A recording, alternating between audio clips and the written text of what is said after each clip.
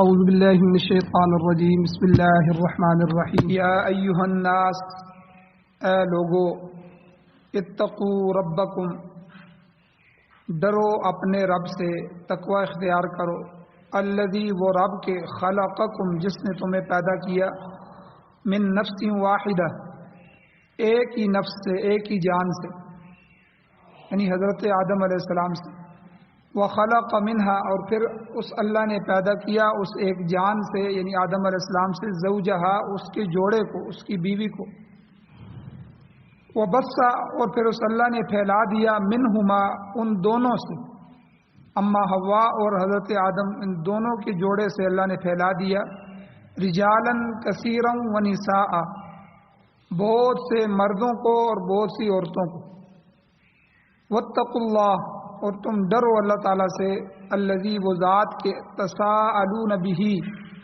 جس کے واسطہ دے کر، جس کے ذریعے سے تم سوال کرتے ہو، والارحام، اور قرابت داری کے رشتوں سے ڈرو، ان اللہ کان علیکم رقیبا، بے شک اللہ تعالیٰ تمہارے اوپر نگہبان ہے۔ سورہ نساء کی آیت نمبر 1 آپ کے سامنے تلاوت ہوئی ہے، آپ نے اس کا ترجمہ سنا۔ اس آیت کا پہلا درس کا پہلا حصہ کل گزر چکا ہے، جس کا خلاصہ یہ ہے کہ کل کے درس میں اس سورت کا نام بھی بیان ہوا اور اس کے قواعد بھی بیان ہوئے کہ اس سورت میں کتنے آیتیں ہیں، کتنے رکوع ہیں اور کتنے کلمات ہیں اور کتنے حروف ہیں، یہ ساری تعداد کل بیان ہوئی۔ اسی طرح سورۃ النساء ہے تو نساء کا معنی کیا ہے اور نساء جمع کا صیغہ ہے، اس کے واحد اور تثنیہ کیا آتے ہیں، یہ بھی کل کے درس میں بیان ہوئے۔ اسی طرح تیسری چیز مضامین سورت، اس سورت میں، پوری سورت میں اللہ تعالیٰ نے کون کون سے مضمون بیان فرمائے، تقریباً 17-18 مضامین جو تفصیلاً کل کے درس میں بیان ہوئے۔ پھر اللہ تعالیٰ نے اس سورت کی ابتدا اجتماعی احکامات سے کی ہے، ان میں سے سب سے اہم ترین حکم تقوی کا تھا، یا ایھا الناس، اے پوری دنیا کے لوگوں، اتقوا ربکم، تقوی اختیار کرو، ڈرو اپنے رب سے۔ تو اس تقوی کی برکات کیا ہیں، تقوی کا مفہوم کیا ہے، اور تقوی پر ہمارے جو اکابر ہیں، بڑے ہیں، خاص طور پہ حضرت امام اعظم ابو حنیفہ رحمہ اللہ، ان کے بہت سے واقعات کل کے درس میں بیان ہوئے ہیں کہ وہ لوگ کس طرح متقی تھے۔ اب اللہ تعالیٰ آج کے درس میں کہ اللہ تعالیٰ نے فرمایا کہ الذی خلقکم من نفس واحدہ، یہ اپنی اللہ نے صفت بیان فرمائی، کس رب سے تم ڈرو۔ اللہ کہتے ہیں اتقوا ربکم الذی، تم اپنے اس رب سے ڈرو، خلقکم من نفس واحدہ، جس نے تمہیں ایک نفس سے پیدا فرمایا، ایک جان سے پیدا فرمایا۔ تو گویا کہ اس جملے میں اللہ تعالیٰ نے تخلیق انسانی کو بیان فرمایا۔ اب ایک جان یا ایک نفس سے مراد حضرت آدم علیہ السلام، اور دنیا میں تقریباً 4000 سے زائد زبانیں بولنے والے سارے کے سارے انسان حضرت آدم علیہ السلام کی نسل، اور اس دنیا میں جتنے بھی کالے ہیں، گورے ہیں، جس رنگ کے بھی ہیں، اور شرقی ہیں، غربی ہیں، مشرق کے رہنے والے، مغرب کے رہنے والے، شمال کے رہنے والے، جنوب کے رہنے والے، اسی طرح سرخ رنگ کے ہیں، گندمی رنگ کے ہیں، جس رنگ کا بھی انسان ہے، جس علاقے کا ہے، جو بھی انسانیت کے دائرے میں اس دنیا میں موجود ہے، تو وہ سب کے سب حضرت آدم علیہ السلام کی اولاد، تو ان سب کی ابتدا حضرت آدم علیہ السلام سے ہوئی۔ سورہ حجرات کے اندر اللہ تعالیٰ فرماتے ہیں انا خلقناکم من ذکر و انثی، کہ ہم نے تم سب کو ایک مرد اور ایک عورت سے پیدا کیا، تمہاری پیدائش ایک مرد اور ایک عورت سے ہوئی۔ یہاں شاہ ولی اللہ محدث دہلوی رحمۃ اللہ علیہ، ہمارے اس علاقے کے سب سے بڑے جو حضرات ہیں ان میں شاہ ولی اللہ محدث دہلوی رحمۃ اللہ علیہ، انہوں نے حکمت اور فلسفے کے مطابق ایک بات بیان کی ہے جو کہ تصوف سے تعلق رکھتی ہے، وہ فرماتے ہیں کہ آدم علیہ السلام جو ہیں وہ انسان کامل کے مظہر ہیں. انسان کامل کہاں ہے؟ وہ حضیرت القدس میں اللہ تعالیٰ کے پاس جو ہے وہ تمام انسانیت کا گویا کہ مجموعہ اور نمونہ ہے. اس کو روح اعظم بھی کہتے ہیں، اسی طرح انسان اکبر بھی کہتے ہیں، اور امام نوع انسانی بھی اسی کا نام ہے. یہ سارے نام اسی کے. تو انسانی روح جو ہوتی ہے، روح انسان کے، اسی انسان کامل کا عکس ہوتی ہے. جسم کا وجود تو ہوتا ہے، ہمیں نظر آ رہا ہوتا ہے، اس کی آنکھیں، اس کے ہاتھ، اس کے پاؤں. اسی طرح روح کا بھی ایک وجود ہے، لیکن روح ہمیں نظر نہیں آتی. تو اس لیے انسانی روح اسی انسان کامل کا عکس ہوتی ہے جو اللہ تعالیٰ کے پاس حضیرت القدس میں ہے. اور پھر اسی کے واسطے سے تمام نوع انسانی کا جو تعلق ہوتا ہے وہ اللہ تعالیٰ کی تجلی اعظم کے ساتھ جڑا ہوتا ہے. گویا یہ سمجھ لیں کہ عرش الہی جو ہوتا ہے تو اس کے نیچے امام نوع انسان موجود ہے، اور جس کا نمونہ اللہ تعالیٰ نے دنیا میں حضرت آدم علیہ السلام کو مقرر فرمایا. چنانچہ پوری نسل انسانی میں سے سعادت مند، عزت مند انسان وہ ہوگا جو اس نمونے کے مطابق ہو جو اللہ نے بنایا. تو جو شخص اس نمونے سے جس قدر ہٹے گا اسی قدر وہ شقاوت میں، بدبختی میں مبتلا ہو. تو بہرحال اللہ تعالیٰ نے ایک کامل انسان پیدا فرمایا حضرت آدم علیہ السلام، اور پھر حضرت آدم علیہ السلام سے اللہ تعالیٰ نے پورے نسل انسانی کو جاری فرمایا. حضرت آدم علیہ السلام کی تخلیق کے متعلق، پیدائش کے متعلق حدیث شریف میں آتا ہے کہ اللہ تعالیٰ نے حضرت آدم علیہ السلام کو جب پیدا فرمانا چاہا تو تمام روئے زمین کی مٹی سے ان کو پیدا فرمایا. پوری زمین کی مٹی. فرشتوں کو اللہ نے حکم دیا کہ روئے زمین کی جو مٹی ہے اس کو سمیٹ لو. ہر حصے کی جو مٹی ہے، آپ نے دیکھا ہوگا مٹیاں مختلف ہوتی ہیں، ہر علاقے کی مٹی مختلف ہوتی ہے. کوئی جو ہے وہ گہرے رنگ کی ہوتی ہے، کوئی ہلکے رنگ کی ہوتی ہے، کوئی بالکل لال ہوتی ہے، کوئی چکنی ہوتی ہے، کوئی کس طرح ہوتی ہے. تو پوری زمین کی جو مٹی ہے اس کو فرشتوں کو حکم ہوا اس کو سمیٹ لو. اس فرشتے نے اسی طرح کیا. پھر اس سے اللہ تعالیٰ نے خمیر بنایا، پھر اس خمیر کو گوندا گیا، اور پھر اس سے آدم علیہ السلام کا مجسمہ تیار کیا.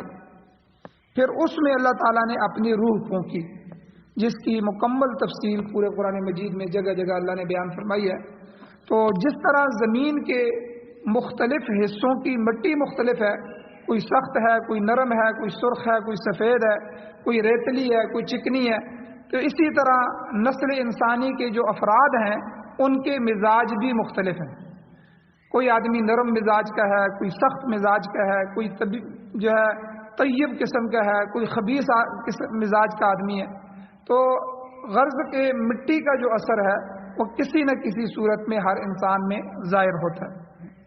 تو اللہ تعالیٰ نے یہاں فرمایا کہ اس رب سے ڈرو کہ جس نے تمہیں خلقکم من نفس واحدہ، ایک ہی جان حضرت آدم علیہ السلام سے پیدا فرمایا.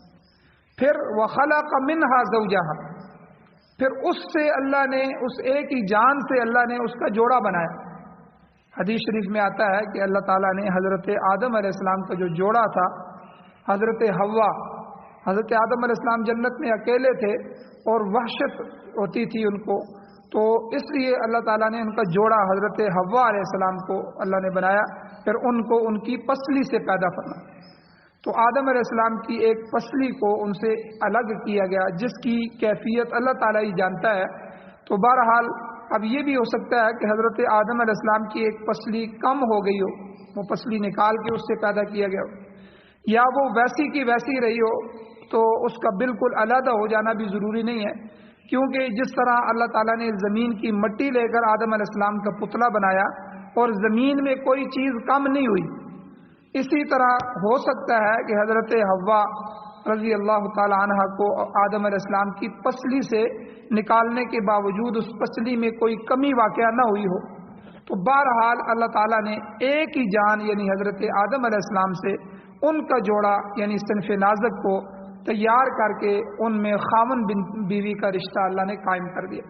حضرت حوا کو جوڑا بنایا اور پھر اللہ نے ان کو خاوند بیوی بنا دیا۔ حضور علیہ الصلوۃ والسلام نے اس لیے حدیث میں آتا ہے، حضور نے فرمایا کہ انسان کی پسلیاں ٹیڑھی ہوتی ہیں، اور خصوصاً جو اوپر والے حصے کی بالائی حصے کی جو پسلیاں ہوتی ہیں وہ نیچے والے حصے کی وہ زیادہ ٹیڑھی ہوتی ہیں۔ چونکہ حضرت حوا رضی اللہ تعالیٰ عنہ وہ پسلی سے نکالی گئی، اس لیے حضور علیہ الصلوۃ والسلام نے خصوصاً عورتوں کے متعلق ہدایات دی کہ ہر عورت میں ایک قسم کی فطرتی طور پر کجی پائی جاتی ہے، کمزوری پائی جاتی ہے۔ تو آپ علیہ السلام نے فرمایا کہ اس ٹیڑھے پن کو ذہن میں رکھتے ہوئے عورت کے ساتھ نباہ کرو، عورت کو چلاؤ۔ تمہارے لیے بہتر یہ ہے کہ حضور نے فرمایا کہ عورت کے اس ٹیڑھے پن کو کسی حد تک برداشت کرو۔ اگر برداشت نہیں کرو گے تو فرمایا کہ کسرھا طلاقھا، کہ پھر اس کا ٹوٹ جانا جو اس کا عورت کا طلاق ہے، یعنی پھر تمہاری طلاق ہو جائے گی۔ اگر تم اس کے ٹیڑھے پن کو سیدھا کرنے کی کوشش کرو گے تو وہ ٹوٹ جائے گی، یعنی تم اسے طلاق دے کر علیحدہ کر دو گے۔ لہذا اس کی کجی کو برداشت کرتے ہوئے اس کا نباہ کرو۔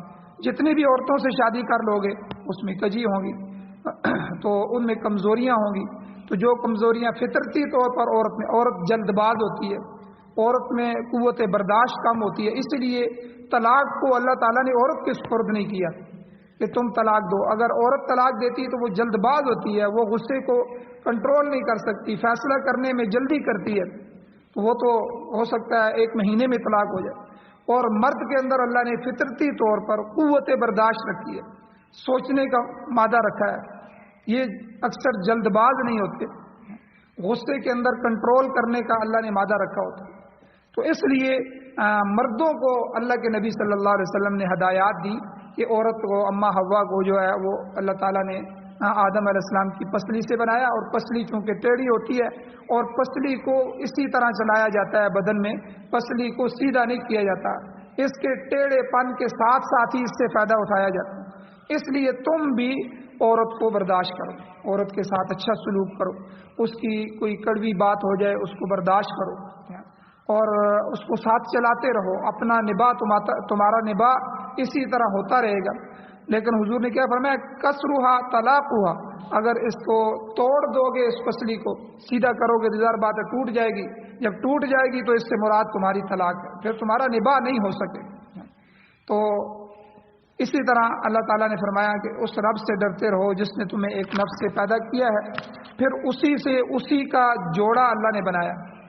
اب پھر اللہ نے کیا کیا؟ تیسری چیز، ایک تو اللہ نے آدم علیہ السلام کو بنایا، اس صفت کو اللہ نے بیان فرمایا، پھر اسی کو خلق منہا زوجہا، دوسرا کام اللہ نے یہ کیا، اسی آدم سے، اسی کی ٹیڑھی پسلی سے اللہ نے اسی کی زوجہ کو، اسی کی بیوی کو، اسی کے جوڑے کو، اماں حوا کو بنایا۔ پھر تیسری چیز، وَبَثَّ مِنْهُمَا رِجَالًا كَثِيرًا وَنِسَاءً، پھر ان دونوں سے اللہ نے بہت سے مردوں اور عورتوں کو پھیلا دیا۔ آج دنیا کی آبادی جو کم و بیش اربوں کے اندر ہے، 7 ساڑھے 7 ارب کی آبادی ہے، تو اتنی بڑی تعداد دنیا میں ہے، اور مگر ان کی پوری اقدار سوائے اللہ کے کوئی نہیں جانتا۔ تو ان میں سے کتنے مرد اور کتنی عورتیں ہیں یہ بھی رب ذوالجلال ہی جانتا ہے۔ پھر آگے قیامت تک جو ہے وہ مزید کتنی پیدا ہوں گی اور کتنے مرد پیدا ہونے والے ہیں، اس کا علم بھی اللہ کو ہے، وہ خلاق عظیم ہے، تو اس نے مخلوق کو پیدا کیا، وہ جانتا ہے۔ تو یہ ساری کی ساری تعداد جو ہے یہ حضرت آدم علیہ السلام سے اور حضرت اماں حوا سے چلی۔ چونکہ پوری بنی نوع انسان ایک ہی باپ اور ایک ہی ماں کی اولاد ہیں، لہذا ایک دوسرے کے حقوق کی پہچان بھی ضروری ہے۔ اس لیے اللہ تعالیٰ نے ڈرتے رہنے کی تلقین کی ہے۔ آپ اندازہ لگائیں کہ یہ جو آیت ہے، یہ سورہ نساء کی پہلی آیت، یہ خطبے میں پڑھی جاتی ہے، نکاح کے خطبے میں۔ اب حالانکہ اس میں نکاح کی کوئی بات نہیں ہے، لیکن اس میں اصل جو جوڑ ہے نکاح کے ساتھ وہ یہی ہے کہ جب پوری بنی نوع انسان، تم دنیا میں مشرق سے اپنی بیوی لے کے آؤ، مغرب سے لے کے آؤ، کسی خاندان سے لے کے آؤ، کسی قبیلے سے لے کے آؤ، ٹھیک ہے، کسی قوم اور کسی زبان میں سے لے کے آؤ، لیکن یہ بات یاد رکھنا کہ تمام بنی نوع انسان ایک ہی باپ اور ایک ہی ماں کی اولاد ہے۔ یہ اللہ سمجھانا چاہتی ہے، اور لہٰذا تمہیں ایک دوسرے کے حقوق کی پہچان اور شناخت ہونی چاہیے کہ میاں کے اوپر بیوی کے کیا حقوق ہیں، بیوی کے اوپر خاوند کے کیا حقوق ہے، اور قرآن و سنت نے ان دونوں حقوق کو بیان فرما دیا۔ اس لیے اللہ تعالیٰ نے فرمایا اس اللہ سے ڈرتے رہو، اس کا تقوی اختیار کرو، اور تخلیق کا مسئلہ بیان کیا تاکہ باہمی حقوق کا مسئلہ سمجھ آ جائے، آپس میں جو حقوق ہے ان کا مسئلہ سمجھ آ جائے۔ سب سے پہلے اللہ کا حق ہے، ہم سب کے سب اللہ کی طرف محتاج ہیں، کیونکہ وہ خلاق عظیم ہے اور وہ اس مخلوق کو پیدا کرنے والا ہے۔ اس کے بعد چونکہ ہماری سب کی تخلیق ایک ہی جوڑے سے ہوئی ہے، اس لیے ایک دوسرے کی حقوق کی پاسداری ضروری ہے۔ قریبی عزیزوں کی حقوق کو اولیت حاصل ہے۔ پھر اللہ تعالیٰ نے آگے بیان فرمایا کہ تمہارے جو قریبی رشتے ہیں ان کا بھی خیال کرو۔ پھر اس کے بعد درجہ بدرجہ جتنی بھی انسانیت ہے اللہ تعالیٰ نے سب انسان کا حق بنایا۔ حضرت علی رضی اللہ تعالیٰ عنہ سے مروی ہے، انہوں نے فرمایا الناس من جہت التمثال اکفا ابوہم آدم والام حوا، یعنی ہم کف ہونے کی وجہ سے تمام انسان ایک جیسے ہیں، کف میں ہم ایک جیسے ہیں، سب آدم اور حوا کی اولاد ہیں، اور آدم ہی سب کا ملجا ہے، کیونکہ اللہ تعالیٰ نے اس ایک ذات سے تمام مردوں اور عورتوں کو پھیلا دیا۔ اسی کو اللہ نے یہاں فرمایا وَبَثَّ مِنْهُمَا، اللہ نے پھر ان دونوں سے پھیلا دیا رِجَالًا كَثِيرًا وَنِسَاءً، بہت سے مردوں کو اور بہت سے عورتوں۔ آگے اللہ تعالیٰ نے ایک بات فرمائی، صلہ رحمی کا حکم فرمایا وَاتَّقُوا اللَّهَ، پھر دوبارہ اللہ نے تقوی کا حکم فرمایا، اس ذات سے، اس اللہ سے ڈرو، الذی تساءلون بہ والارحام، جس کے واسطے سے تم سوال کرتے ہو، اور نیز ارحام یعنی رشتوں اور قرابتوں سے ڈرو۔ رشتہ داری کا پاس جو ہے یہ نہایت ضروری ہے۔ بخاری شریف کی روایت میں آتا ہے کہ حضور علیہ السلام نے فرمایا الرحیم شجنۃ من الرحمن، قرابت داری جو ہے یہ رحمان کی رحمت کی ایک شاخ ہے۔ اللہ خود رحمان ہے تو اللہ نے رحم کو بھی رحمان سے ہی بنایا ہے۔ تو رشتے نے، حضور نے فرمایا ایک حدیث میں، رشتہ جب پیدا ہوا، رحم جو ہے صلہ رحمی جو ہے رشتہ داری، یہ اس کو اللہ نے جب بنایا تو اس نے رحمان کا پہلو پکڑ لیا اور عرض کیا اے میرے پروردگار یہ تیری پناہ پکڑنے کا مقام ہے، یعنی جو اللہ کے سامنے سجدے میں چلا جائے، اللہ کے سامنے گر جائے، اللہ کا پہلو پکڑ لے، تو گویا کہ یہ اللہ کا پناہ پکڑنے کا مقام ہے۔ ہم بھی اللہ سے پناہ مانگتے ہیں، یا اللہ ہر بری چیز سے، شیطان کے شر سے ہمیں اپنی پناہ عطا فرمائی۔ تو اس لیے اس رحم نے، اس رشتہ داری اور قرابت داری نے اللہ کا پہلو پکڑا اور اللہ سے عرض کیا اے اللہ میں پناہ پکڑنے والی جگہ کو میں نے پکڑا ہوا ہے۔ تو اللہ تعالیٰ نے پھر ارشاد فرمایا من وصل کی وصلتہ، جو تجھے جوڑے گا میں اسے جوڑوں گا، ومن قطع کی قطعتہ، جو تجھے توڑے گا میں اسے توڑوں گا۔ اور ایک روایت میں آتا ہے کہ اللہ نے قسم اٹھائی اپنے جلال کی کہ جو تیرے ساتھ اچھائی کرے گا میں اس کے ساتھ اچھائی کروں گا۔ تو اس لیے صلہ رحمی کی جائے، رشتہ داروں کے حقوق ادا کیے جائے، ان سے محبت سے بات کی جائے، ان کے غمی اور ان کے دکھ سکھ میں شریک ہوا جائے، ان کی جو خوشیاں ہیں ان میں بڑھ چڑھ کر حصہ لیا جائے، ان کی خوشی غمی میں ان کا سہارا بنا جائے، اور اپنے ہاتھوں سے کسی رشتہ دار کو کوئی تکلیف نہ دی جائے، اور اسی طرح ان پر خرچ کیا جائے۔ ان کے خرچ کرنے کو اللہ نے دگنا اجر کا باعث بنا دیا ہے۔ خود حدیث میں آتا ہے کہ جو تم رشتہ داروں پر خرچ کرو گے تمہیں ڈبل ثواب ہوگا، ایک تو تمہیں صدقے کا ثواب ہوگا، دوسرا صلہ رحمی کا ثواب ہوگا۔ تو اس لیے یہاں اللہ تعالیٰ نے صلہ رحمی سے فرمایا کہ جو من وصل کی وصلتہ ومن قطع کی قطعتہ، اے صلہ رحمی یہ بات سن لے، جس دن اللہ نے اس کو پیدا فرمایا اس دن اللہ نے اس سے فرمایا جو تجھے دنیا میں جوڑے گا میں اسے جوڑ کے رکھوں گا، اور جو تجھے کاٹے گا، تجھے توڑے گا، صلہ رحمی ختم کرے گا، رشتہ داروں سے رشتے ختم کرے گا، ان سے ناراضگیاں بنائے گا اور ان کے آنے جانے بند کر دے گا، اور ان سے لڑائی جھگڑے کرے گا، ان کو تکلیفیں دے گا، جو تجھے توڑے گا میں اس کو توڑوں۔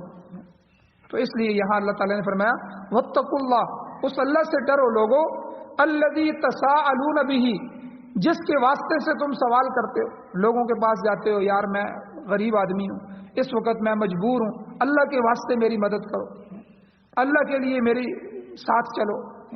جس اللہ کو تم آگے واسطہ بناتے ہو، جس کے ذریعے تم لوگوں سے سوال کرتے ہو، جس اللہ کی عظمت کی قسمیں اٹھاتے ہو، اور جس اللہ کے نام کو تم پیش کرتے ہو اس اللہ سے ڈرو. یعنی کیسا جملہ اللہ نے فرمایا. واتقوا اللہ الذی، یعنی آگے اللہ نے اپنی گویا کہ صفت بیان فرمائی. اس اللہ سے، اس ذات سے ڈرو جس کی عظمت اور جس کی کبریائی اتنی زیادہ ہے کہ لوگوں کو جب تم واسطہ دیتے ہو، لوگوں سے جب تم کچھ مانگتے ہو تو تم اس اللہ کے ذریعے سوال کرتے ہو.